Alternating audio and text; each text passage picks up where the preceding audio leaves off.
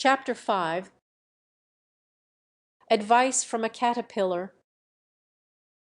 The caterpillar and Alice looked at each other for some time in silence. At last the caterpillar took the hookah out of its mouth and addressed her in a languid, sleepy voice. "Who are you?" said the caterpillar. This was not an encouraging opening for a conversation. Alice replied, rather shyly, I hardly know, sir. Just at present at least I know who I was when I got up this morning, but I think I must have been changed several times since then." "What do you mean by that?" said the caterpillar sternly.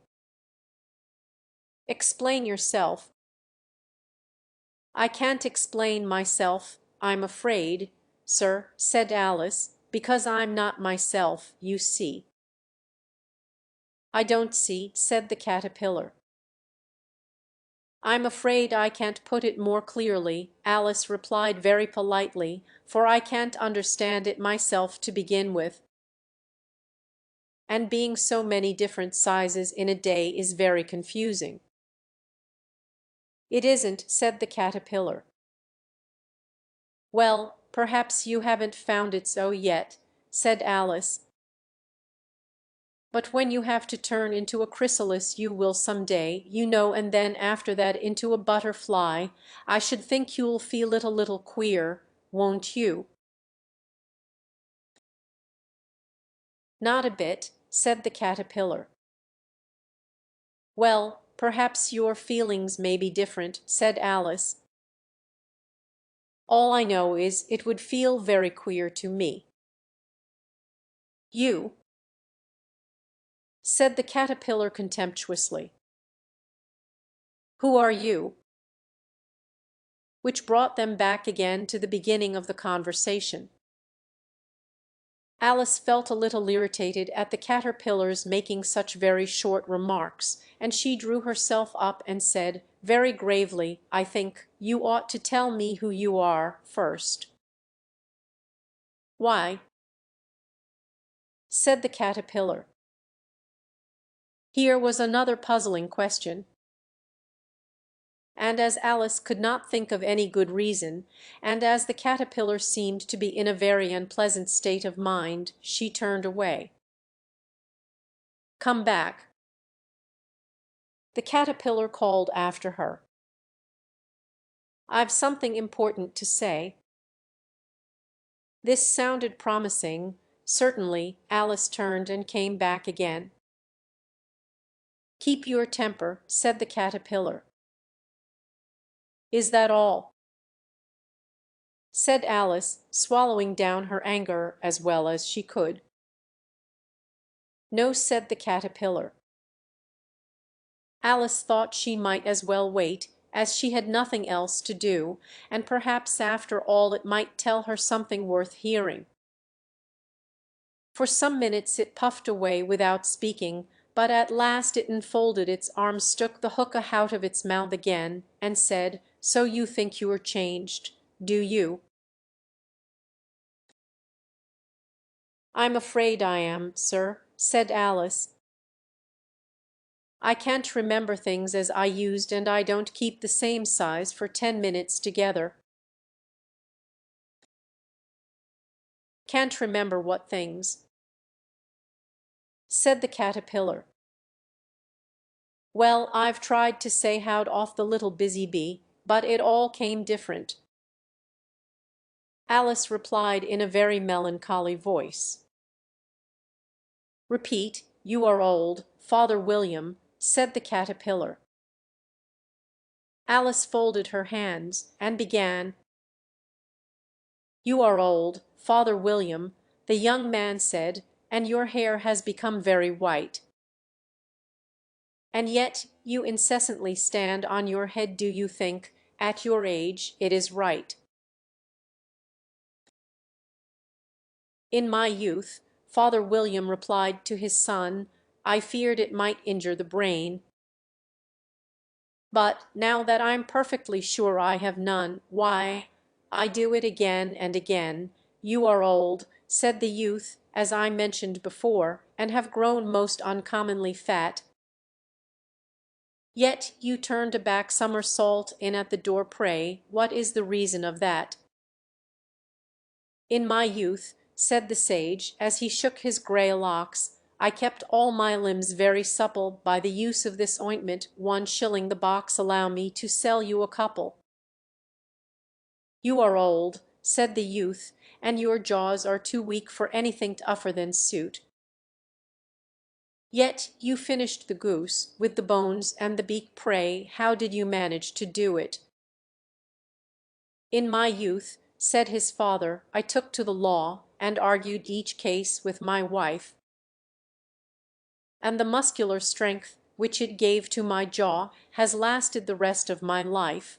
"You are old," said the youth.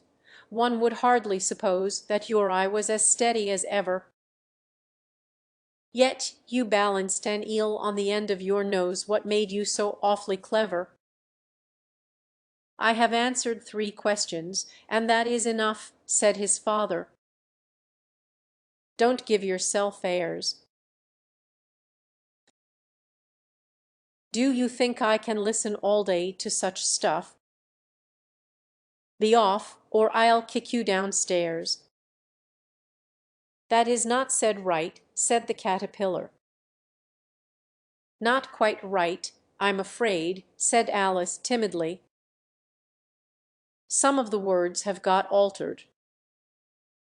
"It is wrong from beginning to end," said the caterpillar decidedly, and there was silence for some minutes. The caterpillar was the first to speak. "What size do you want to be?" it asked.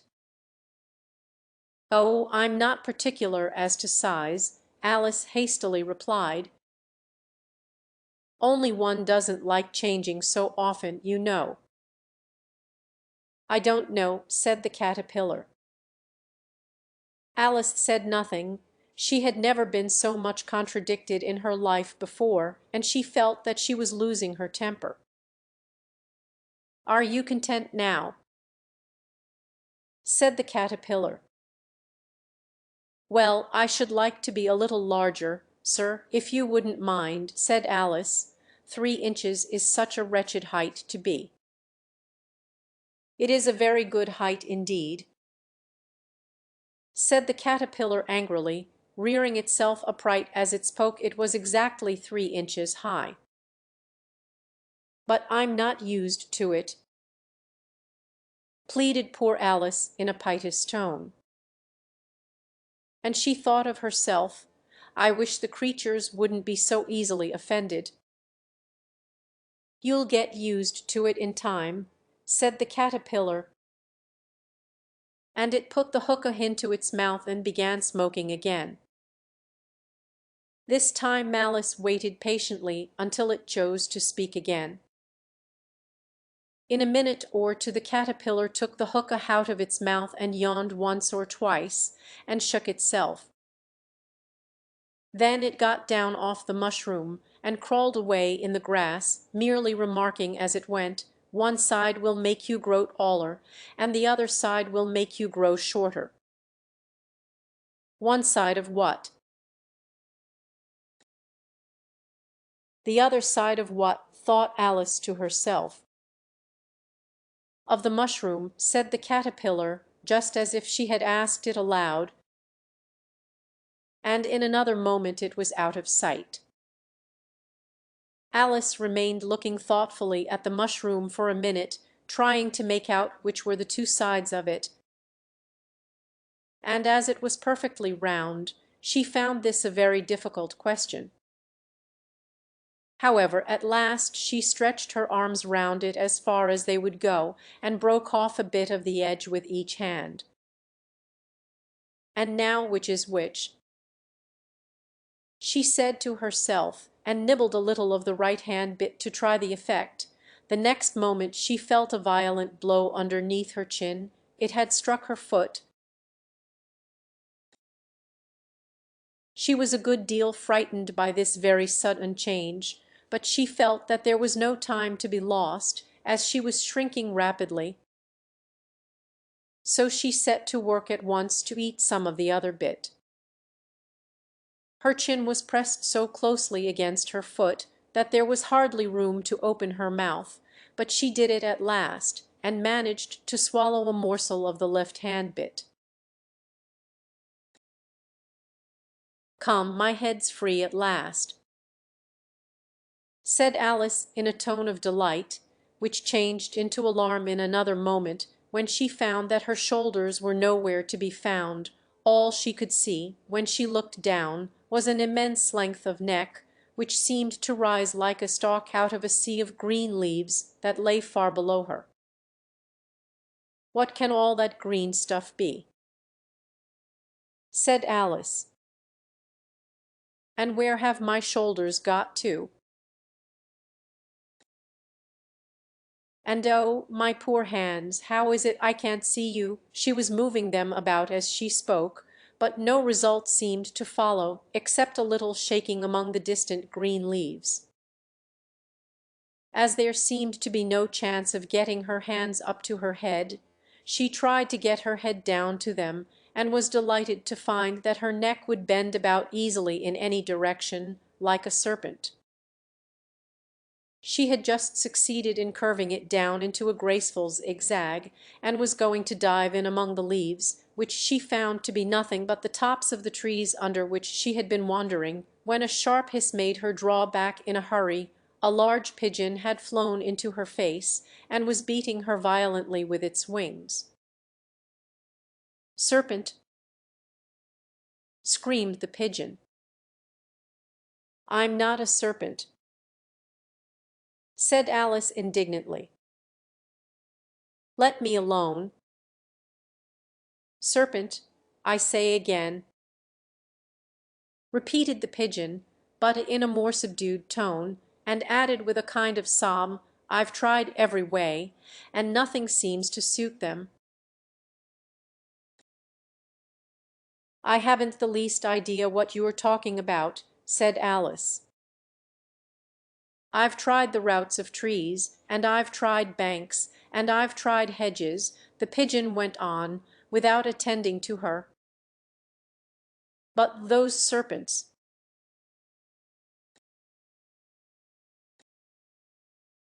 "There's no pleasing them."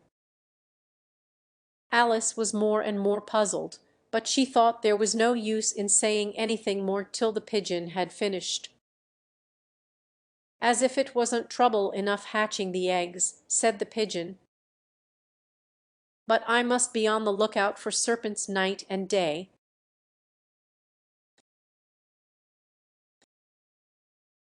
"Why, I haven't had a wink of sleep these 3 weeks."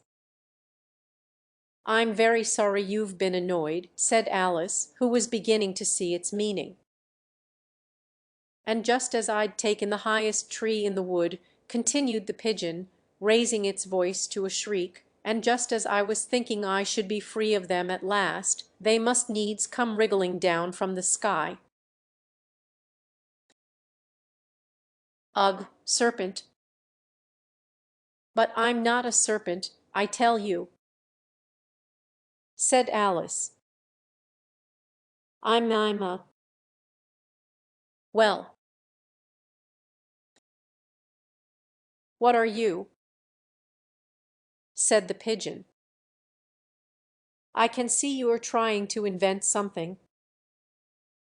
"I'm a little girl," said Alice, rather doubtfully, as she remembered the number of changes she had gone through that day.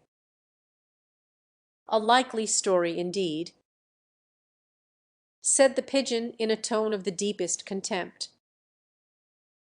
"I've seen a good many little girls in my time, but never one with such a neck as that. No, no. You're a serpent, and there's no use denying it. I suppose you'll be telling me next that you never tasted an egg." "I have tasted eggs, certainly," said Alice, who was a very truthful child. "But little girls eat eggs quite as much as serpents do, you know." "I don't believe it," said the pigeon. But if they do, why then they're a kind of serpent. That's all I can say." This was such a new idea to Alice that she was quite silent for a minute or two, which gave the pigeon the opportunity of adding, "You're looking for eggs. I know that well enough. And what does it matter to me whether you're a little girl or a serpent?"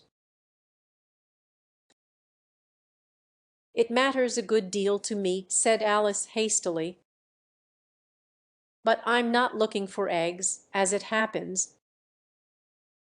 And if I was, I shouldn't want yours. I don't like them raw." "Well, be off, then," said the pigeon in a sulky tone, as it settled down again into its nest.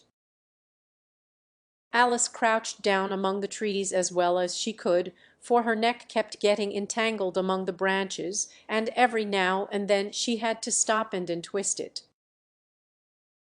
After a while she remembered that she still held the pieces of mushroom in her hands, and she set to work very carefully, nibbling first at one and then at the other, and growing sometimes taller and sometimes shorter, until she had succeeded in bringing herself down to her usual height.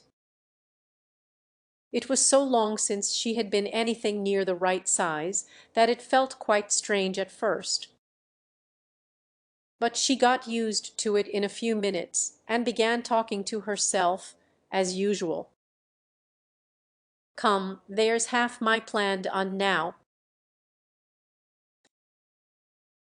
How puzzling all these changes are! I'm never sure what I'm going to be, from one minute to another. However, I've got back to my right size. The next thing is to get into that beautiful garden. How is that to be done, I wonder?" As she said this, she came suddenly upon an open place, with a little house in it about 4 feet high.